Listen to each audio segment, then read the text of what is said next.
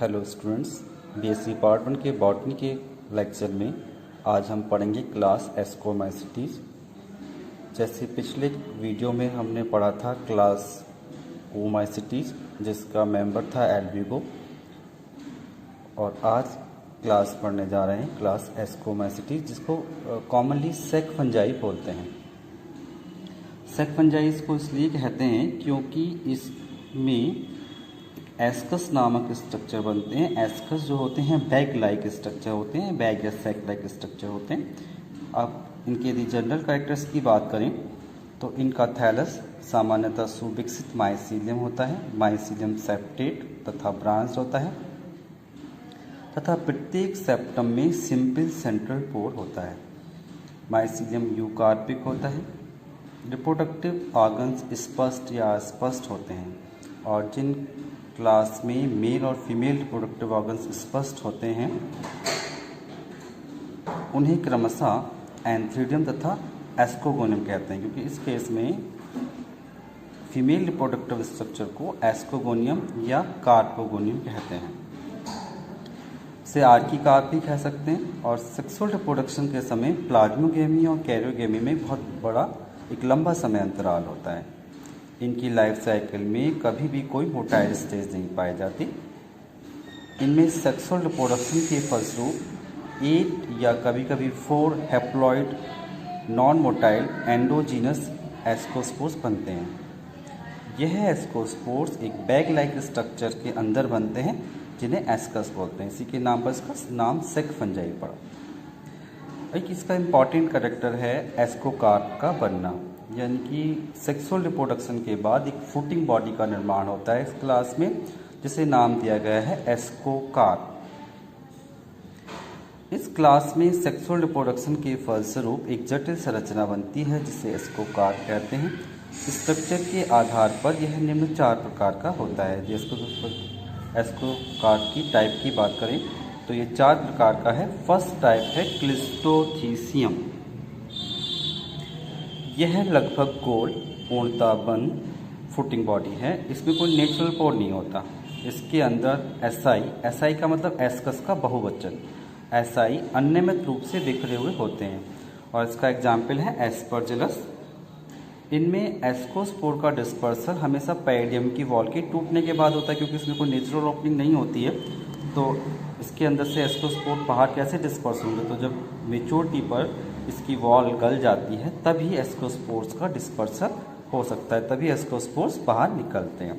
तो first type थी cleistothecium. Diagrammatically इसको देखें तो बाहर इसकी थिक वॉल होगी जिसे हम पैरिडियम कहेंगे, और इसके अंदर एस्कस होंगे, एस्कस के अंदर एस्कोस्पोर्स होंगे, और कुछ वेजिटेटिव हाइफी हमें इसके सेक्शनल व्यू में दिखाई दे सकते हैं। तो बिल्कुल बंद स्ट्रक्चर होता है, बॉल लाइक स्ट्रक्चर होता है। इसका सेक्शनल व्यू है। इसकी आउटर वॉल जो है जैसे पैरिडियम बोल रहे हैं, कुछ वेजिटेटिव हाइफी पड़े हुए हैं, एस्कस दिखाई दिए हुए हैं सेक्शन में गोल गोल, उसके अंदर स्कोस्पोर्स पड़े हुए हैं। सेकेंड टाइप है पेरिथीसियम।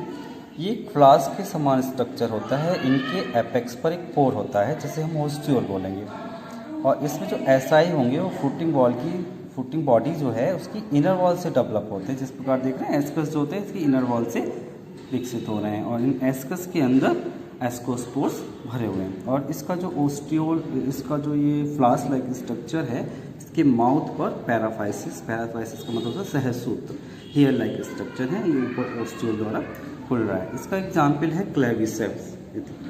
ये क्लेविसेप्स फंजाई में पाया जाता है।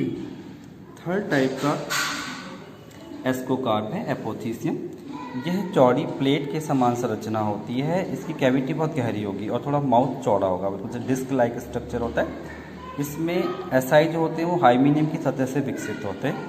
इसका एग्जाम्पल है पिज़ाइड। बिल्कुल ऐसे कप लाइक स्ट्रक्चर इसके दिखाई देते हैं, ऐसे कप लाइक स्ट्रक्चर दिखाई देते हैं। इसका जो हम सेक्शनल व्यू देखें तो ये कप लाइक स्ट्रक्चर है। नीचे राइजिन्स होंगे जिसके द्वारा ये सॉइल में लगा होता है, और सबसे ऊपर वाली जो लेयर होती है हाइमीनियम, जो एस्कस की बनी होती है, उसमें कुछ पैराफाइसिस होते हैं।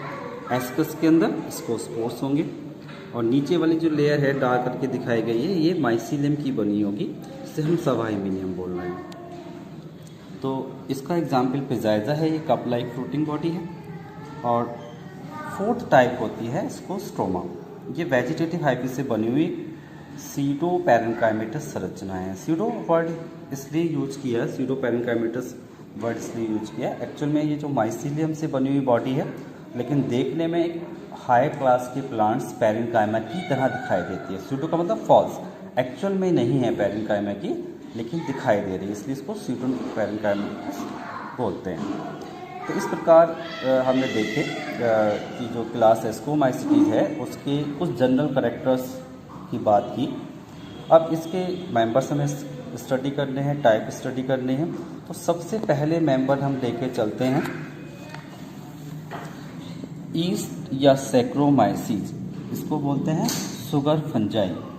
एक्चुअल में जो सैक्रोमाइसीज वर्ड है वो दो वर्ड से मिलकर बना हुआ है, सैक्रोन प्लस फंजाई, और सैक्रोन का मतलब होता है सुगर।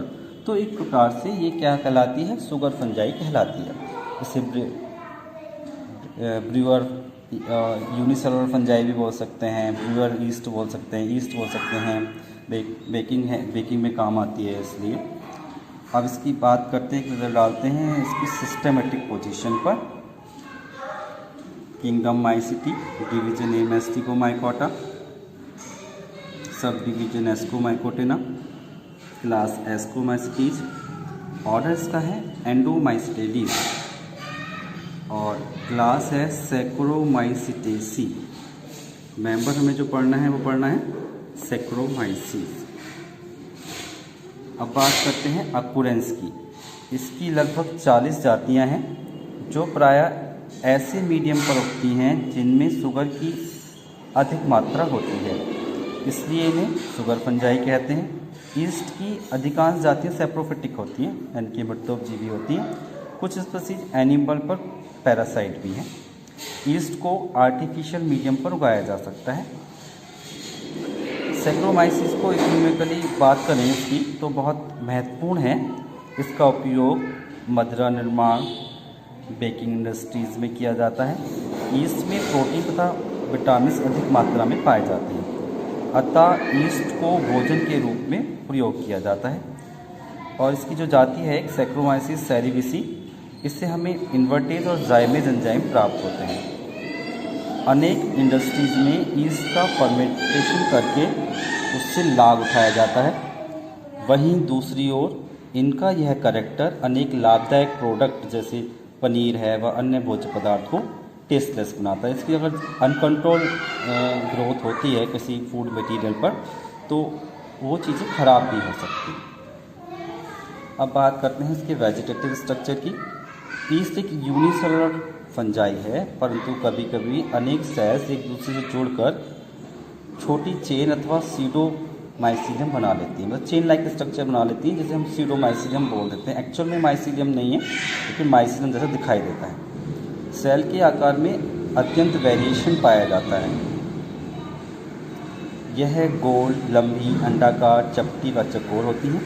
प्रत्येक सेल में एक पतली व हार्ड सेल वॉल होती है जो मुख्यतः काइटिन की बनी होती है। सेल वॉल के अंदर प्लाज्मा मेम्ब्रेन होती है जिसमें मतलब पिट्स पाए जाते हैं, रिजिड फरो जिसे बोलते हैं, पिट उभार पाए जाते हैं। सेल में वैक्यूल युक्त ग्रेन्युलर साइटोप्लाज्म होता है तथा इसमें जो यूकैरियोटिक सेल में पाए जाने वाले सभी कैरेक्टर्स, सभी ऑर्गेनेल्स पाए जाएंगे, जैसे राइबोसोम है, एंडोप्लाज्मिक रेटिकुलम है, गोल्गी बॉडी है, माइटोकॉन्ड्रिया, सभी होते हैं। इसका जो स्ट्रक्चर की भी हम बात करें तो उसका स्ट्रक्चर ऐसा दिखाई देता है। सेल वॉल दिखाई दे रही है, उसके अंदर न्यूक्लियस दिखाई दे रहा है, प्लाज्मा मेम्ब्रेन जिसमें गड्ढे और उभार है, vacuoles, mitochondria, vacuolar granules, vacuolar membrane, nuclear core, cytoplasm, और उसके जस्ट ऊपर एक बड निकली हुई है, उसमें भी वही पार्ट्स हैं जो एक मेन सेल में है। इसका ये सेल स्ट्रक्चर है, ईस्ट का सेल स्ट्रक्चर बिल्कुल यूकैरियोटिक सेल स्ट्रक्चर है, जहाँ इसकी जो खास बात है वो न्यूक्लियस में। अभी आगे बात करते हैं इसके न्यूक्लियस में जो कंट्रोवर्सी है इसके बारे में बात करेंगे।